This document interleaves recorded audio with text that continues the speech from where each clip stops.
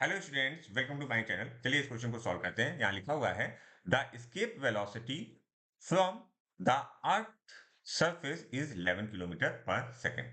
The escape velocity from a planet having thrice the radius and same mean density as that earth is. अच्छा, तो क्या कह रहा है कि हमको एस्केप वेलोसिटी पता करनी है जब एक प्लेनेट है जिसका रेडियस आर ऑफ प्लेनेट जो है that is equal to 3 times radius of earth है, और जो हमारी मास डेंसिटी है सेम मास डेंसिटी है जैसी हमारी किसकी है, अर्थ की है। तो हमारे पास फॉर्मूला पता है एस्केप वेलोसिटी का, V E is equal to square root of 2 capital G mass of the earth upon radius of the earth. M E और आर ई लिख देते हैं इसको। अच्छा, एम ई को हम क्या लिख सकते हैं, mass of the earth. Mass of the earth को हम लिख सकते हैं M E is equal to 4/3 pi R E cube. ये तो हो गया क्या, volume multiplied by the density.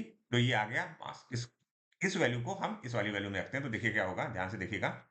We escape, ये हम जनरल बात लिख रहे हैं, लेकिन एक्चुअली में हम जब हम अर्थ ले रहे हैं मास ऑफ अर्थ और रेडियस ऑफ अर्थ, तो ये एक्चुअली में इसके वेलोसिटी फॉर अर्थ ही है। ओके, तो अगर हम इसको वैल्यूज को रखेंगे तो स्क्वायर रूट ऑफ 2 लिखा, कैपिटल जी लिखा, और 4/3 लिखा, पाई आर ई क्यू इंटू जो लिखा अपॉन आर ई।